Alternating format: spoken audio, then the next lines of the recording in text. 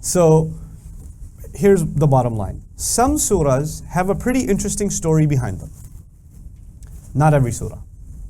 Not every surah has a story behind it, or a story that we know of for sure.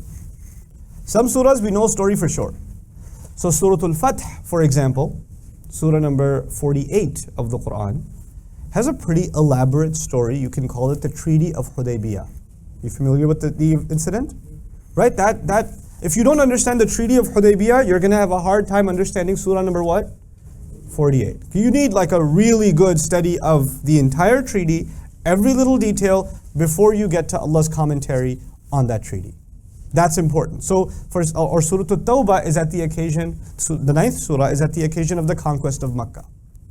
So if you don't know what's happening with the Romans, if you don't know what's happening with the Meccans, you don't know what's happening between, Ali radiallahu anhu and Abu Bakr as-Siddiq on their trip to Hajj and all of these details, if you don't know that, you're going to miss out on what Allah is talking about in Surah At-Tawbah. Some surahs have a pretty elaborate historical story behind them, and you better know. You better have a full picture of what's going on. We're actually entering a really interesting surah from that perspective. We're going to be studying Surah Al-Kahf, right? Now what's remarkable about Surah Al-Kahf, there are many things, many narrations about Surah Al-Kahf. We're going to explore a bunch of them together, inshallah. But one of them that's really fascinating is that the Prophet ﷺ was asked certain quiz questions to see if he's really a prophet. And he was asked about who the people of the cave are. Right? Now the people of the cave, I'll let you know now, I'll give you a little hint now. The people of the cave are actually considered saints in Jacobite Christianity, in Syrian Christianity of the time. They were considered saints. They were believed to have been discovered 120 or so years before the coming of the Prophet ﷺ. I'll give you the full notes later. Relax, just listen for now. Okay? So this was a pretty big deal among the Christian community of the entire region. And the news spread so far that the Christian king from far off, like from Greece, actually came to pay them respects when they were discovered, according to their records. This is not the Islamic record, this is the Christian record. And they were such a big deal that for the last 100 or so years, this is before the birth of the Prophet ﷺ, there were songs made about them in Greek, and then the Greeks basically completely took over the story and it was lost on the Arabs, the Arab Christians. And about 2 years before the Prophet was born, sallallahu alaihi wasallam, a Christian monk actually translated the Greek songs back into Arabic and Aramaic so the Christians could sing the songs of the priests.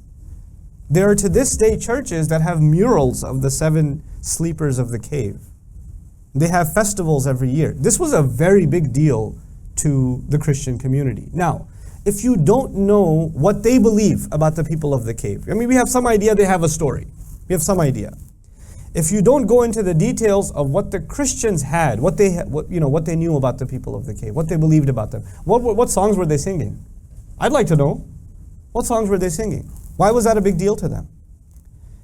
And then if you understand that history, then you look at Allah's commentary on the people of the cave. Guess what happens?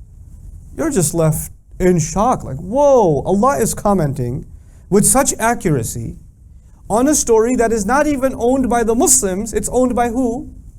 The Christians, and not even the average Christian, the scholars among the Christians. And Allah is correcting their story for them. Allah is correcting their story for them. Now, if you don't know that history, you won't know that there's anything to compare it to. So you'll just read the history on its own, the story on its own, which is great. But man, if you study the historical context, it brings out some cool stuff, man. You just sit there and read that and you go, whoa, that was awesome. That is awesome, Just to, get your appetite whet a little bit, because that's coming later. They believe that these young men who were caught in the cave, who had a dog with them according to them too, they got caught. They weren't able to stay asleep. They got caught. They tried to hide in a cave, but the king caught them. He caught up with them. And then he buried them alive. He just had rocks put on the mouth of the cave and just buried them alive. And so they died. Then 40 years, or assumed dead. Then 40 years later, not 309, 40 years later, some shepherd came and moved some rocks, and he found these guys in there, and they woke up. And that was the whole story to them. Is that the story you have in the Quran? No. See, the Quran, it comes to the defense of the actual events of those people because those people are Muslims, which is also important. Because to them, those people were actually saints of Christianity. They preached Jesus is Lord, which they didn't. So Allah corrects the records, sets the record straight. Okay, so but we'll see more about that. In other words, what I'm trying to say is, when you talk about historical context, sometimes you have to go to the Islamic sources to understand the historical context, but sometimes you have to go outside the Islamic sources to understand the historical context. But understand my thought process. I am not going to non-Muslim sources, to Christian sources, to Jewish sources. Yes, I will go to Jewish sources too. I'll even go to Egyptian sources. I don't care. But I'm not going to go there to find truth. I'm going to go there to find what they have, to see how Allah comments on what they have. It's like in my method, what's beyond criticism? Quran.